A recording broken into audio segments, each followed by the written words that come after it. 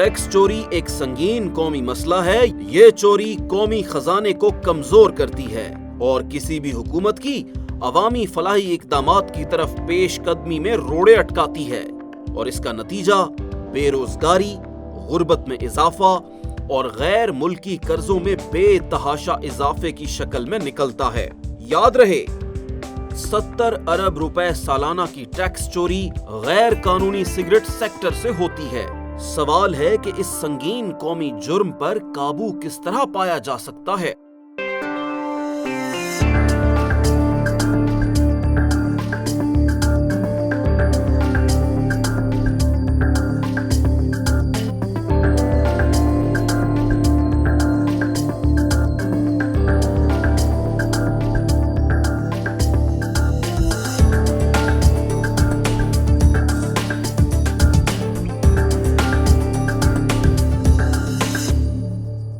बिस्मिल्लाहिर्रहमानिर्रहीम। अस्सलाम वालेकुम। हम बात कर रहे हैं मुल्क के बहुत सारे मसाइल की और आपको पता है कि हर मसले को अगर हम छेड़ें तो उसकी जड़ जाके निकलती है टैक्स चोरी पे।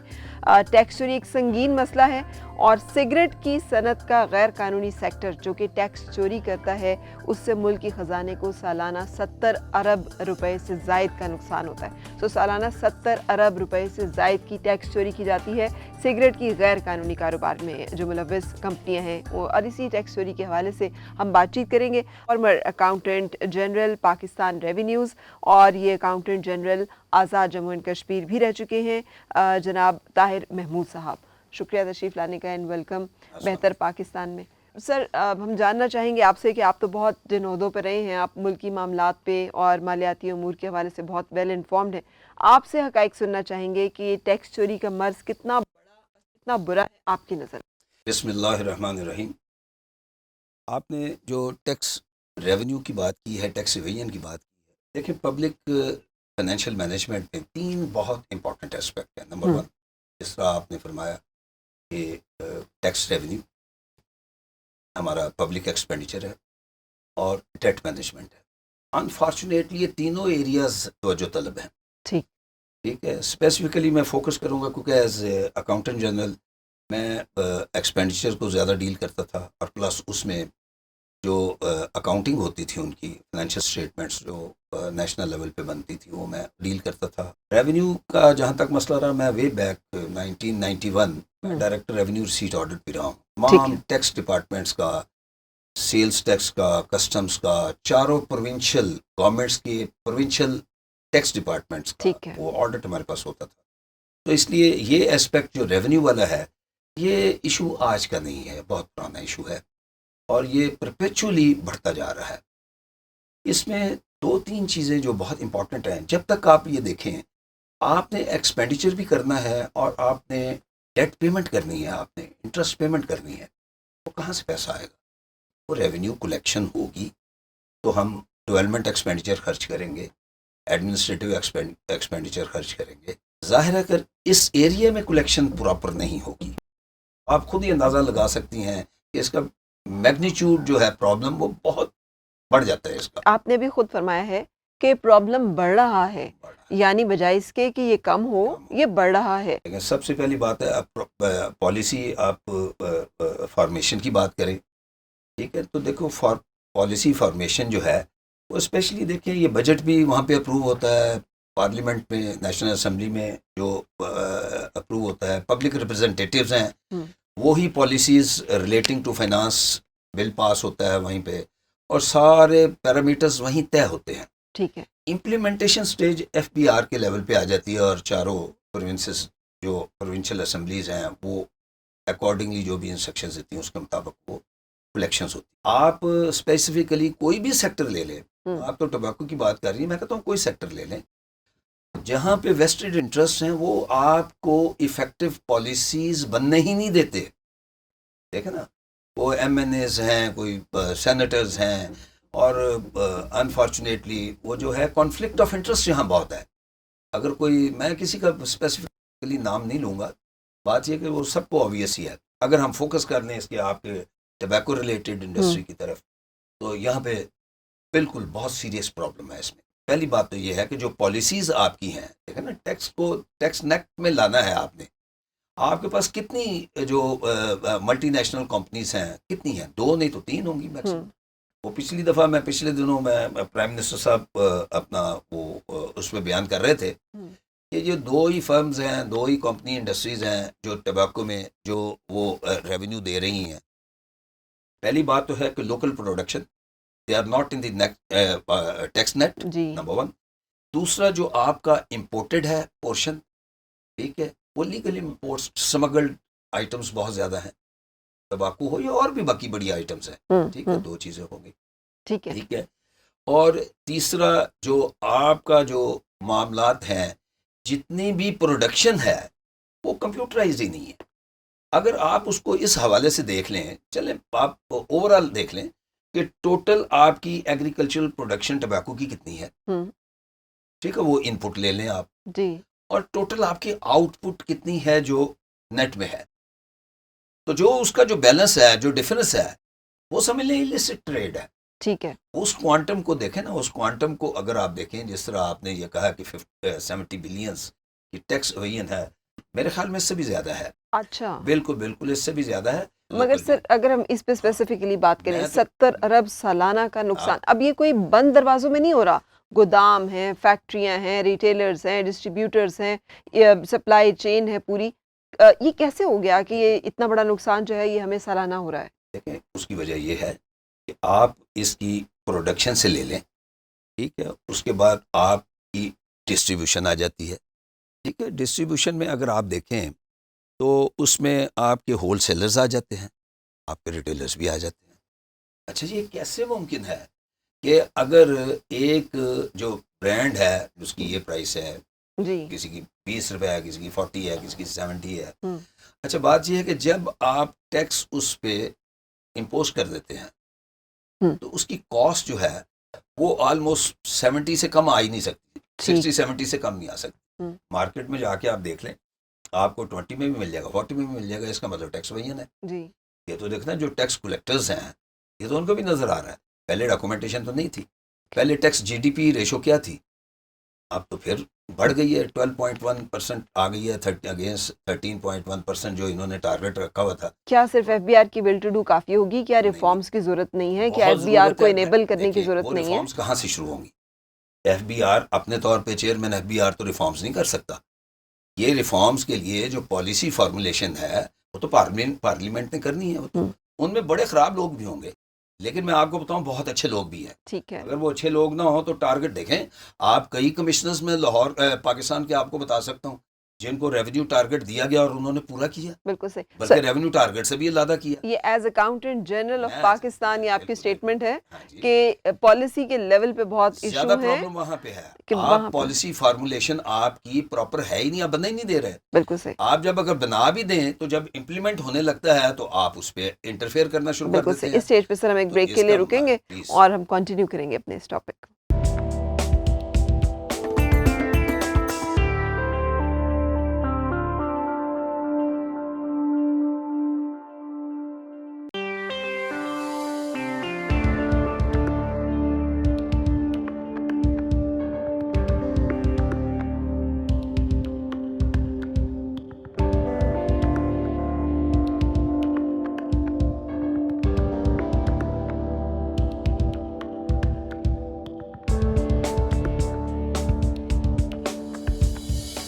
बेहतर पाकिस्तान, मगर कैसे? मुल्क में नई यूनिवर्सिटीज फंड्स में कमी के बाइस नहीं बन पाती। इसकी वजह है सिगरेट की फरोख्त पर सालाना 77 अरब रुपए की टैक्स चोरी। 200 से ज्यादा ब्रांड्स 20 से 40 रुपए में बिकते हैं, जबकि एक पैकेट की कम से कम कानूनी कीमत 63 रुपए है। अगर ये टैक्स चोरी ना हो तो हम हर साल 22 नई यूनिवर्सिटीज बना सकते हैं। अब खसारा बस खुदारा।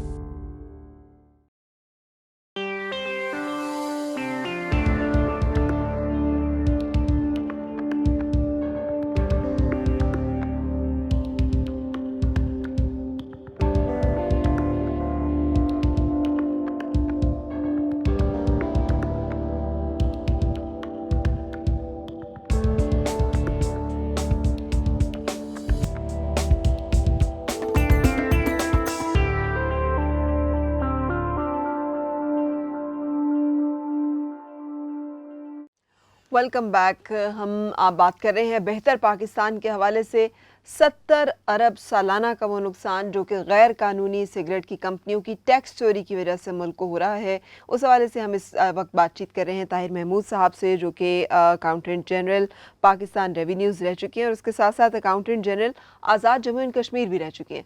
सर, पाकिस्तान के हवाले से तो बातचीत की, अब AGK का अगर जिक्र करें तो नो टैरिफ एरिया उसे जो है वो कहा जाता है और वहाँ पे मशरूम ग्रोथ हो रही है ये इलिसिट सिगरेट कंपनीज की। किसने आंखें बंद की हुई हैं और किसको धोखा दिया जा रहा है? देखिए, वहाँ पे आपने एक फ्री इंडस्ट्रियल जोन वहाँ पे कायम कर दिया। अच्छा। ठीक है। और वो आपने फैसिलिटीज़ वहाँ पे उनको प्रोवाइड कर दी, उनको कंसेशंस दे दी। ये मैं इस पॉलिसी के को क्रिटिसाइज नहीं कर रहा, बात ये है यहाँ पे कंसेशंस और जो फैसिलिटीज़ दी गई हैं वो तो अवेल अंडर स्पेशल सर्कमस्टांसेस उन्होंने करनी है। असल प्रॉब्लम ये नहीं है, प्रॉब्लम उसका मिसयूज ऑफ फैसिलिटीज और एग्जेम्पशंस है। देखिए ना, वहाँ से अगर आपको थोड़ा सा इस तरह का तजर्बा हो, नंबर ऑफ केसेस, क्योंकि मैं इस लीगल प्रोफेशन में भी हूँ और टैक्स रिलेटेड केसेस को भी देखता हूँ मैं, तो जो प्रोडक्शन होती है वहाँ पे ट्रक्स वगैरह निकलते हैं वहाँ से, ठीक है, उनका कोई ट्रैकिंग सिस्टम तो है ही नहीं। अच्छा, अगर उसने क्लियरेंस करवा भी लिया अपनी फैक्ट्री से, तो आपके पास कोई है उसका चेक एंड बैलेंस कि 10 ट्रक निकल गए हैं अपना साउदर्न पंजाब की तरफ, 4 ट्रक निकल गए हैं KP की तरफ, ठीक है, और सेम ही जो क्लियरेंस चिट है वो उन जो साउदर्न पंजाब की तरफ जा रहे हैं ट्रक्स वो भी उसी को इस्तेमाल कर रहे हैं, जो KP की तरफ जा रहे हैं उधर भी वही इस्तेमाल कर रहे हैं। और उसमें जो सबसे पहली बात तो ये है कि वहाँ से प्रोडक्शन एक्स फैक्ट्री हो ही नहीं सकती, निकल ही नहीं सकती जब तक कि वहाँ पे पेमेंट ना की जाए। अच्छा, बात यह है कि अगर वहाँ से पेमेंट नहीं की, देखें यहाँ पे आ जाता है आपका इम्प्लीमेंटेशन का प्रॉब्लम। ठीक, वो तो हमने पॉलिसी फॉर्मुलेशन की तो बात कर दी जहाँ प्रॉब्लम है, ये तो implementation policies in the field, यहाँ तो इम्प्लीमेंट FBR वालों ने करना है, तो यहाँ उनका रोल डायरेक्ट आ गया ना। ठीक है, तो इसका मतलब ये है कि वहाँ से प्रोडक्शन अगर निकल आई है और वो बाकायदा अकाउंट फार नहीं हुई, उसका ट्रैकिंग सिस्टम नहीं है और जिधर मर्जी वो चली गई, किसी गांव में चली गई, देहात में चली गई, साउदर्न पंजाब में चली गई, इवन इंटीरियर सिंध तक जाता है वो माल। अच्छा, उसमें थोड़ा सा प्रॉब्लम ये आ जाता है कि जब वो केस तैयार कर लेते हैं, कन्फिस्केट कर लेते हैं, जाहिर है फिर कोर्ट में जाता है, तो जब कोर्ट में जाता है तो उनमें कोई ना कोई लकूनास रह जाता है, इन्वेस्टिगेशन उनकी ये बावजूद रह जाता है या देखिए दोनों चीजें हैं। देखिए, इनएडवर्टेंट भी हो सकता है और डेलिब्रेट भी हो सकता है। मैं किसी को सपोर्ट करने यहाँ नहीं बैठा हुआ, लेकिन जो एक्चुअल और फैक्चुअल है उसकी हम बात करते हैं। ठीक है, ये डेलिब्रेट भी हो सकता है और इनएडवर्टेंट भी हो सकता है। इनएडवर्टेंट इसलिए हो सकता है उनकी कैपेसिटी बिल्डिंग ही नहीं है, उनकी केसेस को उनको बनाना ही नहीं आता, उनकी ट्रेनिंग ही नहीं है। हैंड्स ऑन प्रैक्टिस करते करते करते करते वो 10, 12, 15 सालों में जाके अगर वो कुछ सीखता है, तो आप देखें ना, जब उसने सीखने की पोजीशन पे आया तो उससे पहले 10 साल 12 साल जितने में उसने सीखने में लगाया, उससे कितनी फॉलो। तो ये कैपेसिटी बिल्डिंग कैसे होगी सर? ये कैपेसिटी बिल्डिंग देखें ना, जो आपके हर जितने भी ऑक्यूपेशनल ग्रुप्स हैं उनके साथ उनके ट्रेनिंग इंस्टीट्यूट हैं बने हुए। देखना, FBR का वो कस्टम्स का ट्रेनिंग इंस्टीट्यूट है, इसी तरह डॉट है, डायरेक्टरेट ऑफ ट्रेनिंग है। अच्छा, वही अगर आप मॉड्यूल्स ट्रेनिंग वही रखेंगे जो पुराने चलते रहे, 10 साल पुराने चलते आ रहे हैं, वही अकाउंटेंसी वही सारा कुछ, लेकिन जो है ग्राउंड रियलिटीज़ को मद्देनजर रख के आप अगर ट्रेनिंग मटेरियल डेवलप ही नहीं करते। बिल्कुल, मैं एक मिसाल देने लगा हूँ, अगर कोई मेरी आवाज़ वहाँ तक पहुँचती है अगर FBR तक, मिसाल के तौर पर जितना केस लॉ है, कोर्ट्स फैसले करती हैं ना मुख्तलिफ पॉइंट्स पर, देखो ना, टबाको पे भी किए होंगे उन्होंने, और बाकी जो घी इंडस्ट्री है उस पर भी किए होंगे, स्टील इंडस्ट्री मैन्युफैक्चरिंग उस पर भी किए होंगे। नंबर ऑफ केस लॉज है, आप उस केस लॉज को पकड़ लें, उसमें देख लें कि आपके फोलीज क्या हैं और कोर्ट ने इंटरप्रिटेशन आपके इनकम टैक्स लॉ की, सेल्स टैक्स लॉ की, कस्टम्स की वो क्या की हुई है। ठीक है, वो जो केस लॉ को बेस करके ना तो अपने ट्रेनिंग मॉड्यूल जो है वो अमेंड कर दें। एज ऑडिटर जनरल आपकी एक रिप्यूट रही है कि आप हुकूमत के ख़िलाफ़ जाकर भी स्टेट की और रियासत पाकिस्तान की और आवाम की जो वेलफेयर जहाँ पे जुड़ी होती है उसके लिए काम करते रहें। इस हवाले से, इस इलिसिट ट्रेड, आप इंफॉर्मेशन भी रखते हैं, नॉलेज भी रखते हैं, क्या क्या आपने देखा है कुछ ऐसा जो कि आप हमारे देखने वालों को बता सकें, समझा सकें कि ऐसा कैसे हो जाता है कि ये 70 अरब सालाना का नुकसान जो है वो टैक्स चोरी के ज़रिए से गैर कानूनी सिगरेट की कंपनियां मुसलसल हमें पहुंचा रही हैं। देखिए, एग्रीकल्चर लैंड जो वो तो नॉमिनेटेड डेजिग्नेटेड एरिया, आपको पता है कहाँ कहाँ प्रोडक्शन हो रही है, इसमें तो कोई रॉकेट साइंस तो नहीं है। आप उन एरियाज को आइडेंटिफाई कर लें, ठीक है। उसकी प्रोडक्शन का एस्टिमेट आपको लग जाता है, वो भी पता चल जाता है। वो अपना माल किन टोबैको जो फैक्ट्रीज हैं उनको वो बेचते हैं, जी। वो भी आपके पास डाटा आ जाता है। हाँ। और जिन फैक्ट्रीज ने वो माल लिया, वो सारा उनका इनपुट है। और भाई अगर उन्होंने एक मिसाल के तौर पर एक सर्टन क्वांटिटी इनपुट लिया है तो जी। ला महला उसकी प्रोडक्शन कैलकुलेट करने में तो कोई टाइम नहीं लगता।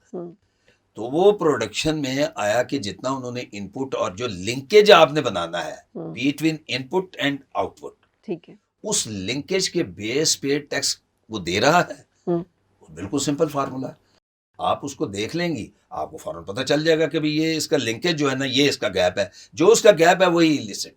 बिल्कुल ठीक है। इस वक्त हम एक ब्रेक के लिए रुकेंगे और ब्रेक के बाद फिर मिलते हैं।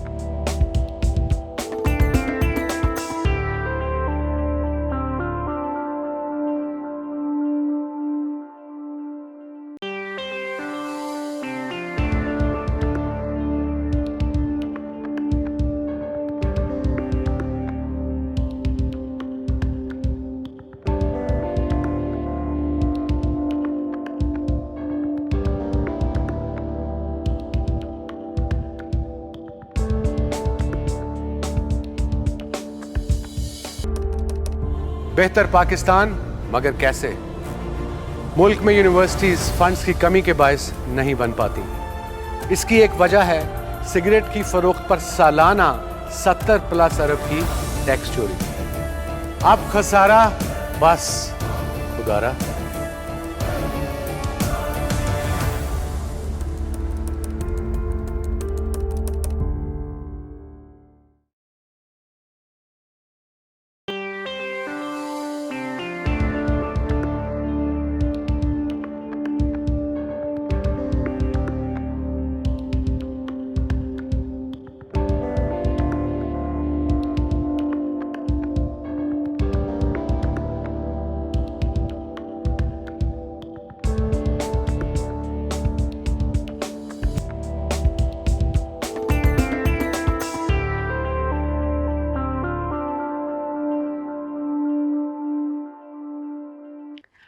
Welcome back. हम आज बात कर रहे हैं 70 अरब का सालाना खसारा जो कि बेहतर पाकिस्तान के रास्ते में बहुत बड़ी रुकावट है। सिगरेट की गैर कानूनी कंपनियां ये टैक्स चोरी करती हैं और मुल्क को नुकसान पहुंचाती हैं। साबिक ऑडिटर जनरल ऑफ पाकिस्तान हमारे साथ मौजूद हैं ताहिर महमूद साहब। ताहिर साहब, सर मैं जानना चाहूँगी कि ये सिगरेट के इलिसिट जो ये कंपनियाँ हैं, इस पर टैक्स चोरी रोकने के लिए किन का एहतसाब किया जाए? एज ऑडिटर जनरल आप बता दीजिए कि ये इस तरह से मामला रुक जाएगा, बेहतर हो जाएगा। देखिए जी, ऑडिट डिपार्टमेंट जो रेवेन्यू रिसीट ऑडिट डिपार्टमेंट है ऑडिटर जनरल के अंडर, जितनी रेवेन्यू की रिसीट्स हैं उनका वो ऑडिट करता है। ये ऑडिट उससे मुख्तलिफ है जो टैक्स डिपार्टमेंट के अपने इंटरनल ऑडिटर्स करके तो केसेस बनाते हैं। ठीक। ये स्टैट्यूटरी ऑडिट है, कॉन्स्टिट्यूशनल प्रोविजन है ऑडिटर जनरल के पास, और बड़े कॉम्पिटेंट लोग हैं उनके पास जो इसका रेवेन्यू रिसीट का ऑडिट करते हैं। बात यह कि ऑडिट तो करना है कि आपकी डॉक्यूमेंटेशन पूरी है, आपने जो प्रोसीजर्स ले डाउन हैं उनको फॉलो कर रहे हैं, जो एग्जिस्टिंग लॉ है। उसका जो गैप है वो ज़ाहिर है उसके मुताबिक वो पैरास बना देते हैं कि ये टैक्स एवेजन होती है। जितना पैसा गवर्नमेंट ऑडिटर जनरल डिपार्टमेंट के पे एंड अलाउंसेस पे खर्च करती है, उनकी पॉइंटेशन पे उससे कहीं ज़्यादा रेवेन्यू जो है कलेक्ट होता है। इसका मतलब ये है कि इस एरिया में टैक्स एवेजन में इतना ज़्यादा क्वांटम है इसका कि ऑडिटर जनरल के जो टेस्ट ऑडिट करने जाते हैं वो डिटेल ऑडिट नहीं करते, अभी वो टेस्ट ऑडिट करते हैं, जस्ट टेस्टर लगा के देखते हैं कुछ वाउचर्स को, चंद वाउचर्स को, और उसमें से वो इतना रेवेन्यू कलेक्ट करवा लेते हैं उनके पॉइंट आउट कर होने पे कि पूरे ऑडिट डिपार्टमेंट का जो गवर्नमेंट का एक्सपेंडिचर है उससे कहीं ज़्यादा है वो। सबसे पहली बात तो यह है कंप्यूटराइजेशन। देखें, आप एक अरसे से कर रहे हैं, ऑडिटर जनरल ऑफिस ने भी पिफरा रिफॉर्म्स की हैं, उन्होंने भी सारा अपना अकाउंटिंग सिस्टम जो है कंप्यूटराइज किया है। वर्ल्ड बैंक की रिफॉर्म्स का एक पैकेज था एफबीआर में, उन्होंने भी उसको कंप्यूटराइजेशन काफ़ी हद तक की है, लेकिन अभी उसमें काफ़ी काम होने वाला है। ठीक। अगर सारे का सारा ये सिस्टम कंप्यूटराइज हो जाए और जितनी प्रोडक्शन है आपकी उसकी इलेक्ट्रॉनिक मॉनिटरिंग शुरू हो जाए, देखें यूएन खत्म हो जाएगी ना, मुश्किल हो जाएगा यूएन करना। ठीक है, प्लस ये है कि जो हमारा स्टाफ है उनकी कैपेसिटी बिल्डिंग, मैंने पहले बताया कि वो हैंड्स ऑन प्रैक्टिस करते हैं, उनकी ट्रेनिंग का कोई ऐसा है नहीं। जो डायरेक्ट ऑफिसर्स आते हैं थ्रू सिविल सर्विस, वो आके उनकी ट्रेनिंग का बंदोबस्त है, लेकिन जो लोअर स्टाफ है उनके लिए वो कोई इतना इस तरह का कोई है नहीं। सो जिस तरफ आप पॉइंट आउट कर रहे हैं कि हर साल अगर सिगरेट की सनत में गैर कानूनी कारोबार करने वाली कंपनियां ये जो सालाना 70 अरब का टैक्स चोरी करती हैं, ये ना करें तो हम माहौलियात को कैसे बेहतर कर सकते हैं, इस हवाले से हमने एक रिपोर्ट बनाई है, देखिएगा।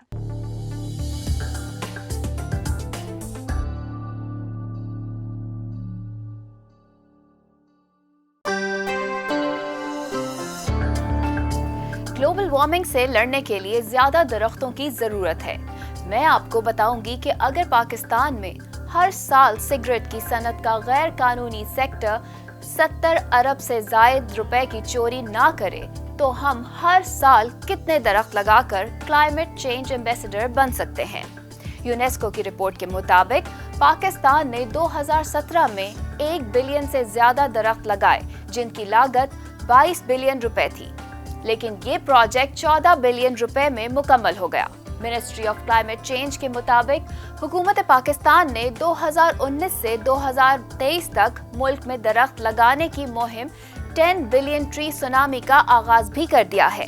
इसका मतलब ये हुआ कि अगर 14 बिलियन रुपए में 1 बिलियन से ज्यादा दरख्त लगाए जा सकते हैं तो हम 70 अरब में 5 बिलियन दरख्त लगा सकते हैं, और हम 10 बिलियन ट्री सुनामी के साथ हर साल 5 बिलियन दरख्तों का इजाफा करके 4 साल में 20 बिलियन मजीद दरख्त लगा सकते हैं। यानी सिगरेट की सनत के गैर कानूनी सेक्टर की 1 साल की टैक्स चोरी खत्म करके हम 10 बिलियन ट्री सुनामी मुहिम, जिसमें 10 बिलियन दरख्त लगाए जाने हैं, उसको 30 बिलियन दरख्तों की मुहिम बना सकते हैं। सिगरेट की सनत के गैर कानूनी सेक्टर से सालाना चोरी होने वाले 70 अरब रुपए से जायद बचाकर हम पाकिस्तान के जंगलात, जंगली हयात, दर्जा हरारत को न सिर्फ बेहतर बना सकते हैं बल्कि क्लाइमेट चेंज और ग्लोबल वार्मिंग जैसे इंटरनेशनल इशू पर अपना किरदार अदा करके दुनिया को पाकिस्तान का बेहतर तस्वुर दे सकते हैं। जी, आपने देखी ये रिपोर्ट, इसमें 70 अरब रुपए का ये जो सालाना टैक्स चोरी किया जाता है सिगरेट की गैर कानूनी कंपनियां, ये अगर हम बचा लें तो हम कैसे ये जो 10 अरब दरख्त लगाने हैं, बिलियन ट्री हमने लगाने हैं, अपने माहौल को बेहतर कराना है, इसको बेहतर कर सकते हैं। आप क्या कहेंगे इस तरह के इनिशिएटिव्स मैं पर? 2-3 चीज़ें, एक प्राइम मिनिस्टर का वो बिलियन ट्री ट्री प्रोजेक्ट जो था जी, वो काफ़ी इंटरनेशनली भी उसको अप्रिशिएट किया गया है। बिल्कुल। अगर उसको यही पैसा डाइवर्ट कर लें आप उधर माहौलियात की तरफ से, ठीक है, एनवायरमेंटल पोल्यूशन खत्म हो, प्रॉपर टैक्स आप कलेक्ट करें, इसकी कीमत जो है रिक्वायर्ड जो 76, 75, 70 से कम तो आप बेच ही नहीं सकते पैक। अगर 20 रुपए का 40 रुपए का बिक रहा है तो इसका मतलब आप इनकरेज कर रहे हैं यंगर जनरेशन को कि जी आप सिगरेट की तरफ आए, स्टूडेंट सिगरेट की तरफ आए, लेबर क्लास हमारी सिगरेट की तरफ आए। बेसिक टैक्स कलेक्शन का एक रीज़न ये भी है कि प्रॉपर टैक्स कलेक्ट हो, इसकी प्राइस जो है गवर्नमेंट ने जो बढ़ाई हुई है वो बढ़ी रहे और लोग कम से कम इस तरफ आए। बिल्कुल सही। अगर आप उसको इंपोर्ट आपकी जो है स्मगल्ड गुड्स आराम से सारी मार्केट में इजीली अवेलेबल है, आप रिटेलर शॉप पे चले जाएं, जहाँ से मर्जी आप ले लें और उनसे पूछें ये इंपोर्टेड सिगरेट्स हैं, इस पे आपने कोई इंपोर्ट ड्यूटी दी हुई है? कुछ भी नहीं, कुछ भी नहीं। बिल्कुल ये तो बड़ा आसान सा तरीका है। आप रेड करें, उनको पकड़ें। आप जो अगर पूरे मुल्क में एक हफ्ता एक मना लें, चाहे जी इंपोर्टेड जो सिगरेट यहाँ पे इलीगल इलिसिट आ रही है उनकी रेड्स करके उनको पकड़ लें, और जितनी फैक्ट्रीज हैं वहाँ पे बंदे अपने इंस्टॉल कर दें जो ऑफिशियल आपके हैं, उनकी प्रोडक्शन को मॉनिटर कर लें और ट्रैकिंग सिस्टम प्रोडक्शन का कि वहाँ से निकला और कहाँ माल गया है, बिल्कुल वो आप कर लें तो 11 ग्रीन लीफ थ्रेशिंग यूनिट्स हैं, उन 11 को ही आप मॉनिटर कर लें। 11 वो यूनिट्स है सर जहाँ पे कि हरा पत्ता आता है और फिर उसे तैयार किया जाता है सिगरेट के लिए। वो सारी आपने देखे कई रिपोर्ट्स हैं, तो प्राइम मिनिस्टर ने तो खुद आके बताया है कि 2 कंपनीज हैं जो इतने % टैक्स दे रही हैं और बाकी जो हैं वो टैक्स नेट में नहीं है। वो खुद कह रहे हैं प्राइम मिनिस्टर साहब। और उसके बावजूद कुछ ना। इसका मतलब है प्राइम मिनिस्टर की नीयत तो है कि इस चीज़ को रेवेन्यू को हमने कलेक्ट करना है। ये गैप जो है 70 का नहीं रहेगा, बिल्कुल मैं सही। आपको गारंटी देता हूँ नहीं रहेगा। Thank you so much. Tahir Mahmood साहब हमारे मेहमान थे और उन्होंने जो बातें की हैं लम्हा फ़िक्रिया भी हैं और आई ओपनर भी हैं हम सब के लिए कि क्या हम चाहते हैं कि हमारा मुल्क जो है वो हम हमेशा कर्ज़ों में जकड़ा रहे, और क्या हम चाहते हैं कि हमारी आवाम की फलाह बहबूद के किसी मंसूबे के लिए कोई काम ना हो, और क्या हम ये चाहते हैं कि इसी तरह से कुछ कंपनियां गैर कानूनी तौर पे टैक्स चोरी करके और सिगरेट के कारोबार में मुलव्वस होकर मुल्क को सालाना 70 अरब से ज़ायद का नुकसान पहुंचाती रहे। सोचिएगा, इजाज़त चाहेंगे और आप हमसे रब्ता कर सकते हैं www.behtarpakistan.com पर, और ट्विटर हैंडल है हमारा @behtarpakistan। इसके अलावा आप हमें फॉलो कर सकते हैं इंस्टाग्राम पर बेहतर पाकिस्तान हमारा वहाँ पर भी, और फेसबुक पे बेहतर पाकिस्तान पेज पर। सो इंशाल्लाह अगली एपिसोड तक के लिए इजाज़त चाहूँगी। अल्लाह हाफ़िज़।